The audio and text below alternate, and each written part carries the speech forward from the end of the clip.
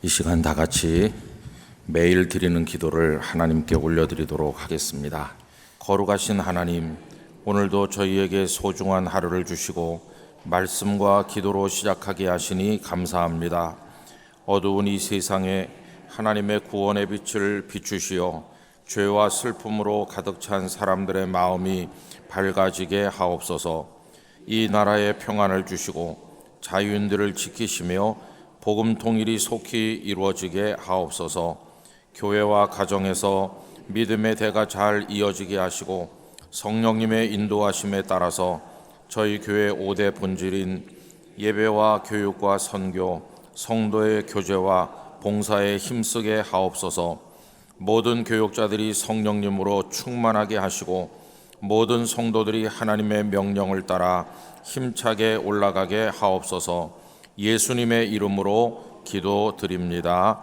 아멘. 다 같이 찬송가 312장을 부르시도록 하겠습니다.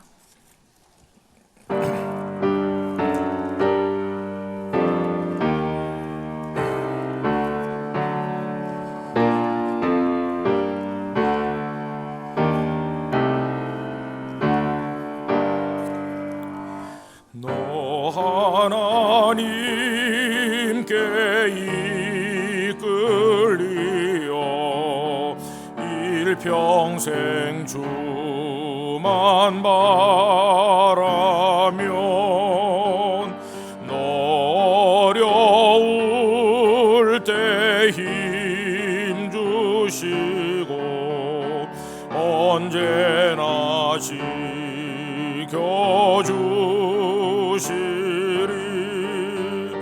주 크신 사랑 믿는 자 그 반석 위에 서리라. 너 설레는 맘 가다듬고 희망 중 기다리면서 그네로신 주의 뜻과 사랑에 만족하여라. 우리를 불러 주신 주 마음에 소원하신다.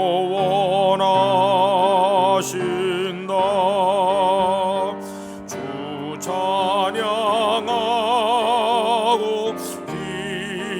기도하며 내 본분 힘써 다하라. 주 약속하신 모든 은혜 내게서 이루어지리라. 참되고 의지하는 자 주께서 기억하시리.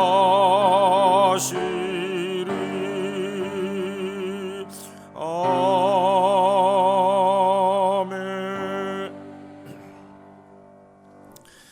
일평생을 하나님께 이끌려 살아가기를 간절히 바랍니다.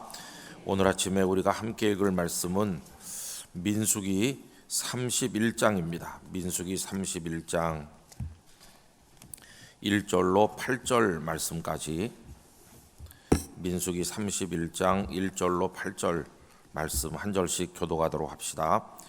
여호와께서 모세에게 말씀하여 이르시되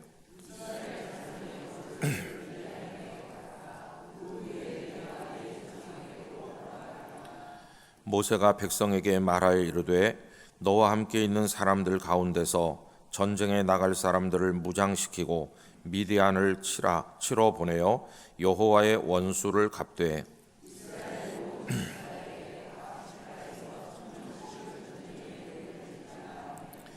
각 지파에서 1,000명씩 이스라엘 100만 명 중에서 12,000명을 택하여 무장을 시킨지라.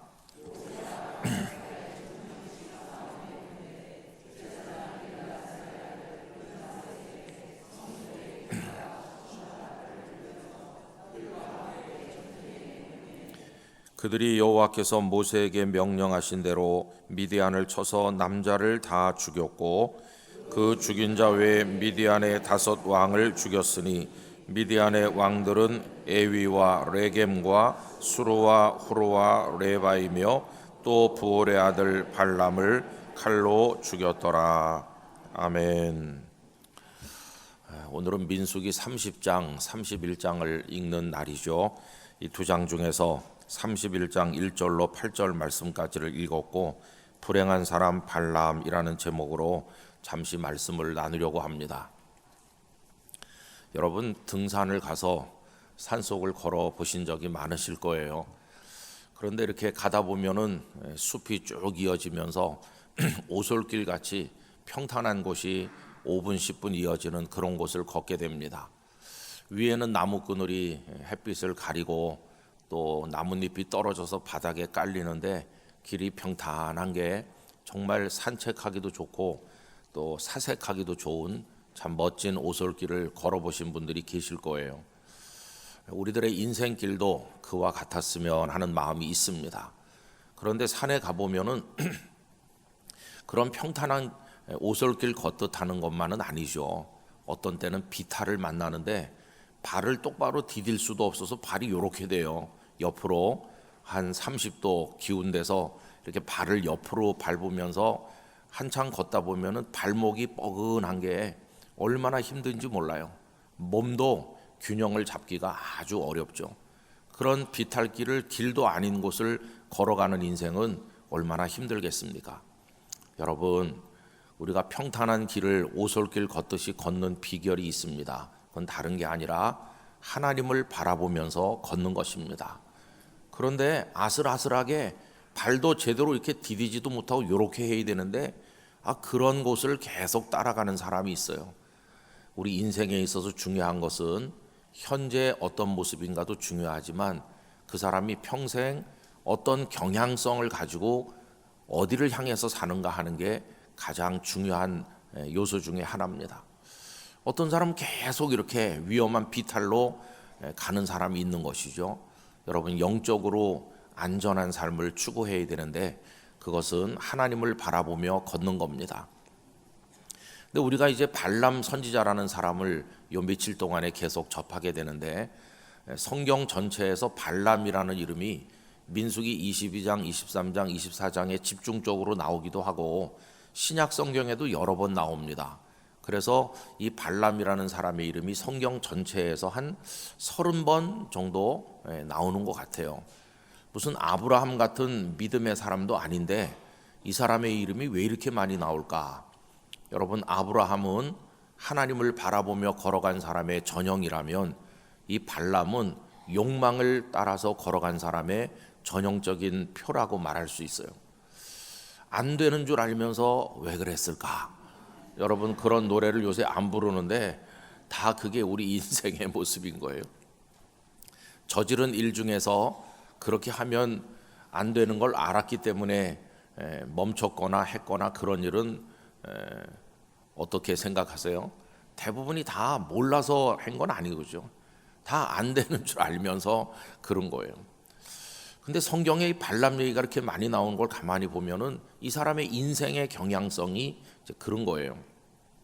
간단히 정리를 해보면 어제 그제 우리 김영찬 목사님 통해서 이제 계속 읽은 건데 모압 왕 발락이 이스라엘 백성들이 강력하게 올라오니까 겁이 났어요. 두려웠어요.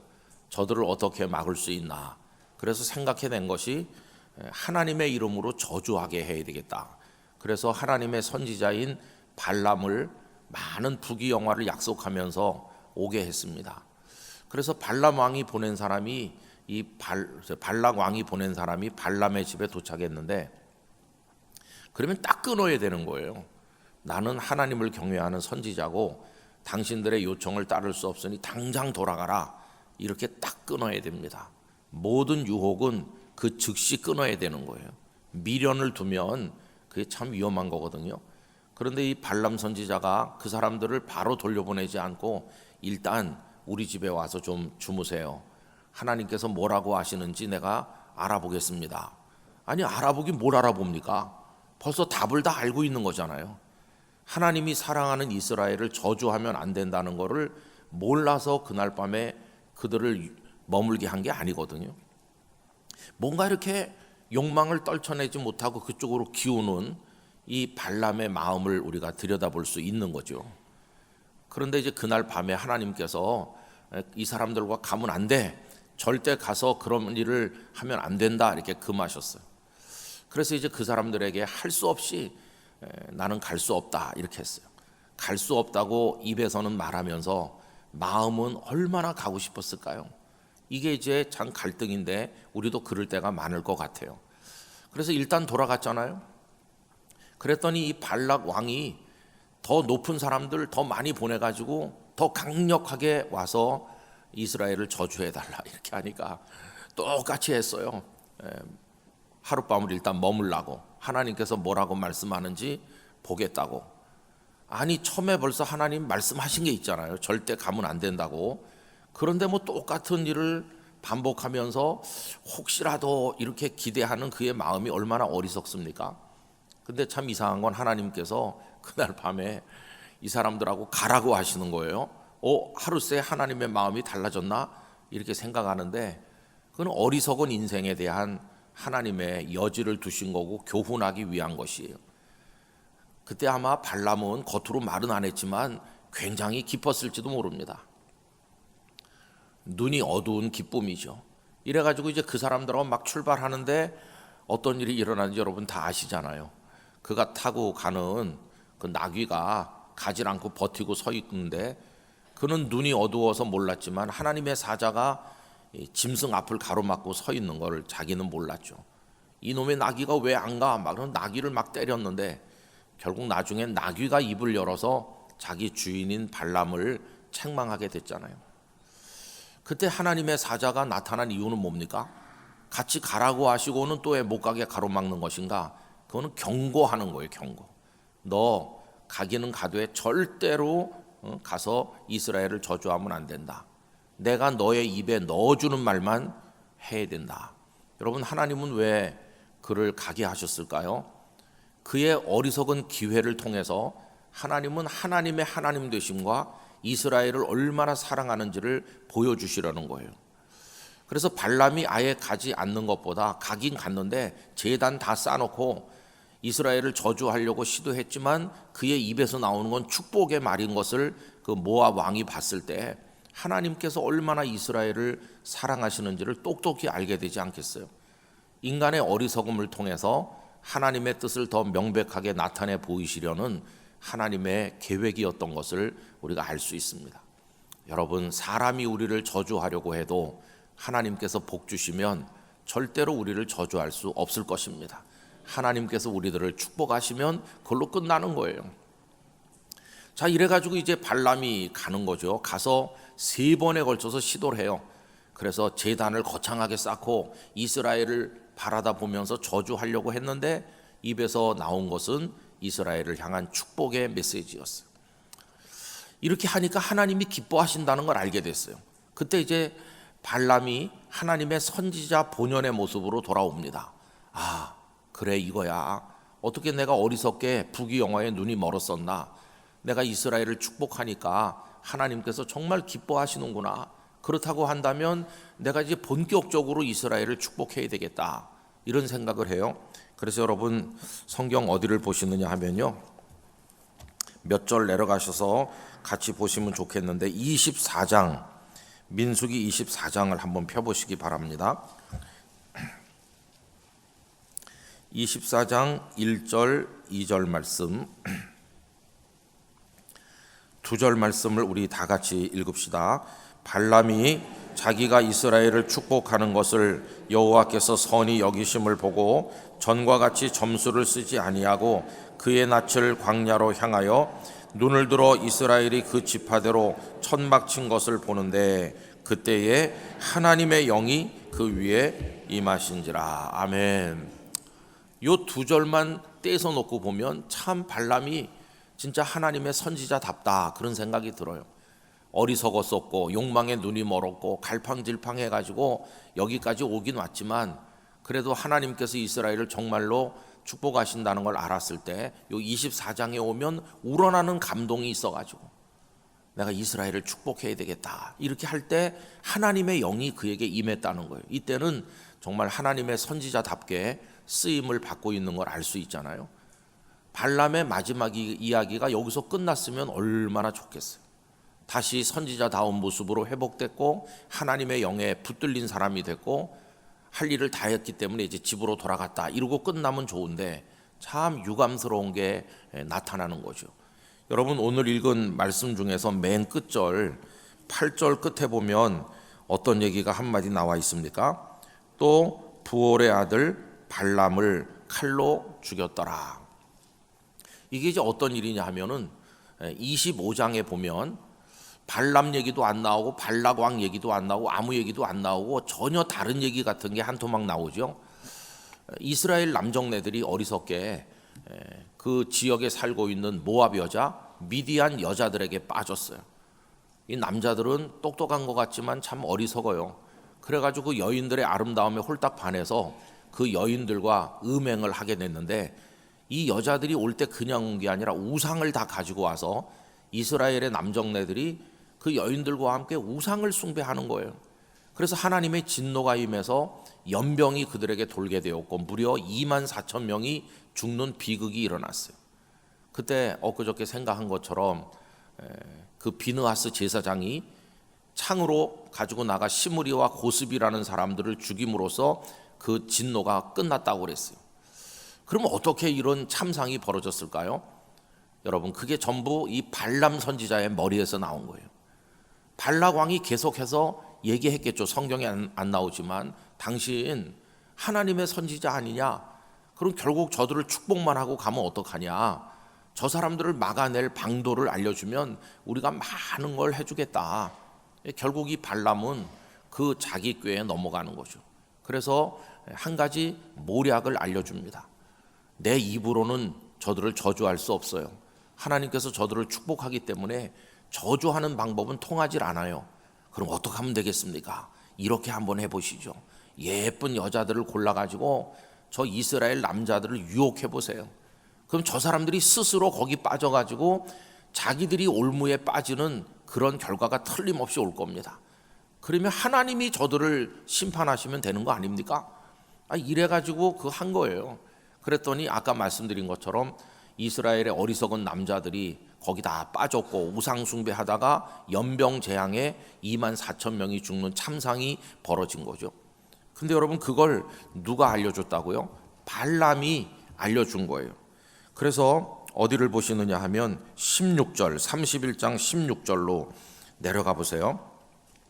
다 같이 읽어보겠습니다. 보라 이들이 발람의 꾀를 따라 이스라엘 자손을 부올의 사건에서 여호와 앞에 범죄하게 하여 여호와의 회중 가운데 연병이 일어나게 하였느니라. 이렇게 나오죠. 그 모략을 제공해 준 악한 사람이 발람이었어요. 아까 읽은 24장 1절 2절에서는 하나님의 영에 사로잡혀서 이스라엘을 축복하기도 했던 이 하나님의 사람이 어쩌자고 나중에 이스라엘이 망하게 되는 법을 모압 왕에게 알려줬을까요? 그래서 미디안 여자들과 모압 여자들이 그렇게 한 거예요. 오늘 읽은 말씀에 미디안에게 복수해라. 그래서 12,000명의 군사를 뽑아서 그 연병 재앙에 빠져들게 만든 미디안 사람들을 치게 되는데 그 끝에 발람도 죽인 이유가 뭔가? 바로 그 발람의 머릿속에서 그게 나왔기 때문이에요. 저는 이 발람의 이야기를 보면요, 오늘 우리들의 모습을 보는 것 같아요.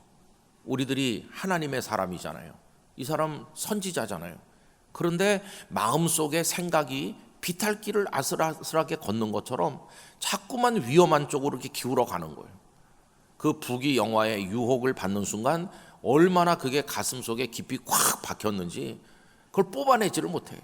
계속 그쪽으로 가는 거예요. 하나님은 가지마 이렇게 하시고 또 갈 때도 하나님의 사자가 나타나서 가로막으시고 나귀를 통해 책망까지 받게 하시고 그의 입에 축복을 넣어주시고 그렇게 하시는데도 그는 그걸 모르는 거예요.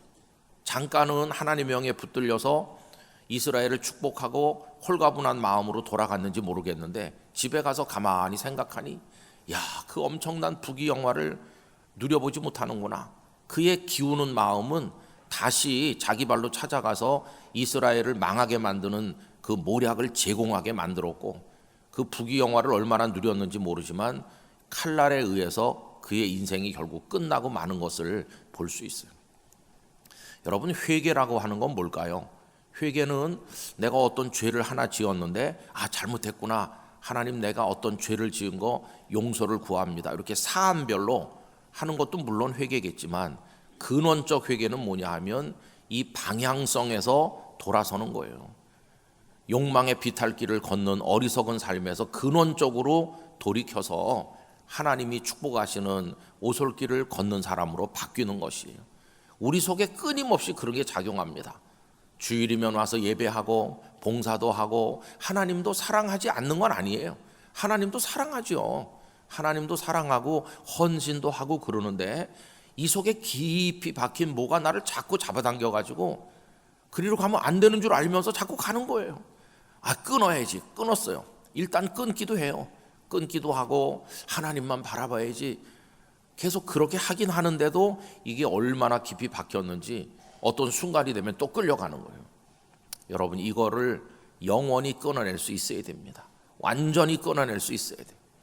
이 발람이 하나님의 영에 붙들려서 이스라엘을 축복하고 그걸로 집에 돌아갔다. 그리고 그의 이야기가 끝났으면 참 좋았을 텐데 그 뒤에 있는 그 이야기 한 토막 때문에 그의 인생은 그렇게 비탈길을 걷다 낭떠러지에 떨어진 사람처럼 끝나고 말게 된 것이죠.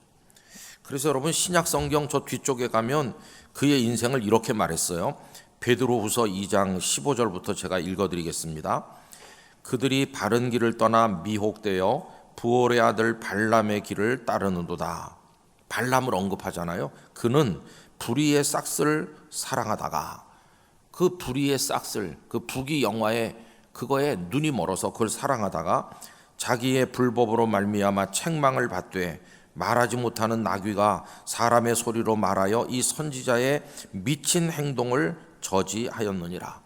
이 선지자의 그 행동을 미친 행동이라고. 참 성경의 표현이 과격해요, 그죠? 이런 발람을 향해서 좀 죄송한 말이지만 저 미친놈 좀 이렇게 말한 거예요. 겉으로는 거룩한 선지자잖아요. 선지자인데 그의 마음이 욕망으로 끌려가는 건 저 미친놈 좀 봐. 하나님 앞에서 그렇게 초라해진 것을 볼 수 있어요. 이 사람들은 물 없는 샘이요. 그렇게 살은 결과가 뭡니까? 샘은 샘인데 물이 없는 샘이고 광풍에 밀려가는 안개니. 여러분, 안개가 자욱하게 껴가지고 바람이 불면 모든 세상을 뒤덮고 하나도 보이지 않고 안개의 세상이 온 것 같이 잠깐 그럴 수 있지만 햇빛만 뜨면 다 사라져 없어요. 허무한 거예요. 허무해. 그들을 위하여 캄캄한 어둠이 예비되어 있나니. 이렇게 발람처럼 사는 사람의 어리석음을 이야기한 것을 볼 수 있습니다. 여러분, 우리가 삶의 경향성이 중요하다고 그랬는데 철저히 하나님을 향하게 되기를 바랍니다. 창세기 17장 1절에 하나님께서 아브라함에게 너는 내 앞에서 행하여 완전하라 이렇게 말씀해요. 그 말씀을 요만큼도 죄를 짓지 말라는 말로도 이해할 수 있지만 여러분, 아브라함이 요만큼의 죄도 없나요? 아브라함은 참 부족하고 연약한 게 많아요. 실수도 많이 했어요. 그런데 내 앞에서 행하여 완전하라고 하는 표현이 궁극적으로 뭘 말하느냐 하면은 사람이 완벽하지 못하고 실수도 하고 문제도 있지만 근본적인 방향에 있어서 하나님을 향한다는 거예요. 하나님을 향해. 그래서 그는 나중에 그가 얼마나 하나님께 기울어 있는가 하는 것을 뭘 통해서 증명합니까? 네 아들 이삭을 번제로 내게 바쳐라. 이거 정말 실천하기 어려운 건데도 군소리하지 않고 바로 실천하잖아요. 그게 바로 그가 얼마나 하나님을 향해 그 마음이 기울어져 있는가를 보여주는 단적인 증거인 것이죠. 저는 우리 영락교회 성도님들이 하나님께 철저하시기를 바랍니다. 우리 하나님을 향해 나가기를 원하는 것이에요. 세상은 온갖 유혹의 미끼를 던지고 우리의 목에다 줄을 걸어서 막 잡아당기고 이 발람을 끌고 가듯이 눈에 보이지 않는 사탄의 올가미가 우리를 끌어당기고 있지만 절대 거기 기웃거리거나 여지를 두거나 우리 집에 하룻밤 주무시고 좀 하나님의 답을 기다려 봅시다, 이런 어리석은 걸 하면 안 되고 딱 끊을 거 끊고 일편단심 나는 하나님께로 간다. 여러분, 그렇게 할 때 우리는 하나님과 함께 숲속을 거니는 축복을 받게 될 줄로 믿습니다.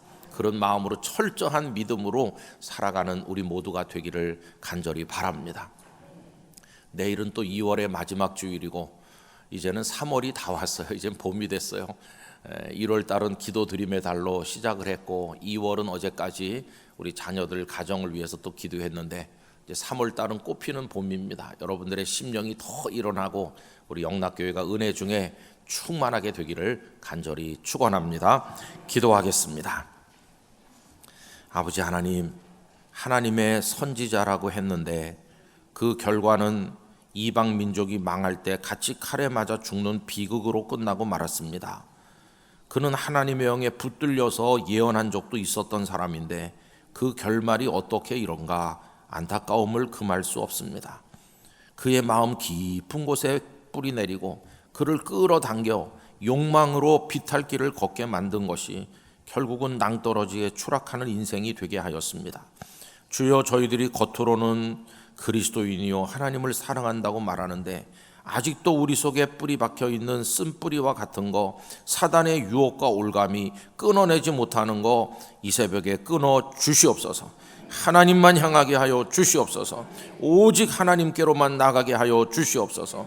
주여, 저희의 삶을 그렇게 인도하여 주시옵소서. 그래서 아브라함이 일편단심 하나님을 향하여 믿음의 조상이 된 것처럼 저희도 그렇게 되게 하여 주시옵소서. 하나님 아버지, 각자가 가지고 나온 기도 제목이 있습니다.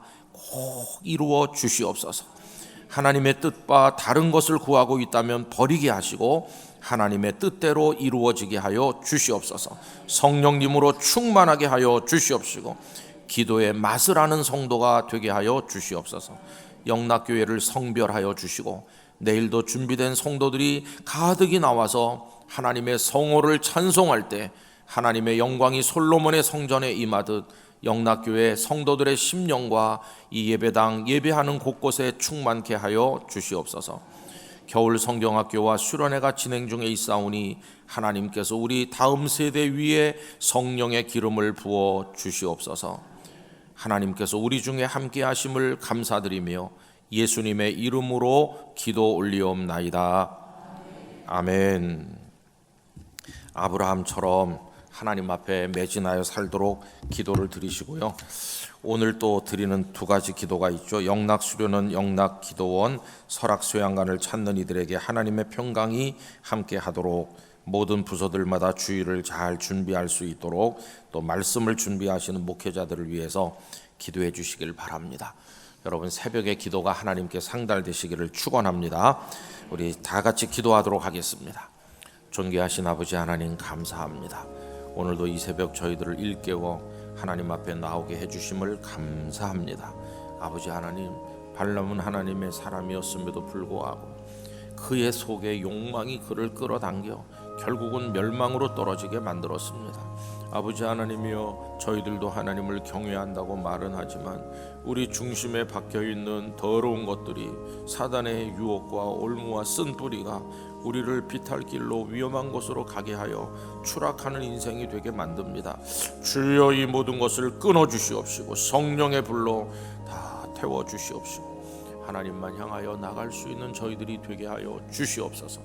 영락수련원, 영락기도원, 또 설악산 수양관의 모든 하나님의 종들을 축복하시고 그곳에서 이루어지는 집회며 예배며 모든 것 위에 하나님의 은혜를 쏟아주시고 은혜의 요람이 되게 하여 주시기를 간절히 원하오며, 아버지 하나님이여, 내일 거룩한 주일을 위해서 말씀을 준비하는 목회자들에게 성령의 기름 부으심과 감동이 있게 해주시고 모든 성도들이 다 같이 준비된 모습으로 나와서 하나님의 성호를 찬송하게 하여 주시옵소서. 어떤 마음으로 나왔던지 이 새벽에 하나님의 은혜로 만져주시기로 나오며 한 사람 한 사람을 성령으로 충만하게 해주시기로 납니다. 우리 영혼의 불순물을 다 부어버려 주시옵시고 각자의 기도에 은혜로서 응답하여 주시옵소서. 주여, 가정에서 영상으로 기도하며 예배하는 성도들의 그 기도도 받아주시고 이 새벽에 나온 분들의 간절한 소망과 기대에 응답하여 주시옵소서. 아버지 하나님이시여, 우리가 기도의 사람으로 하나님 명에 붙들리게 하여 주시옵소서. 믿습니다.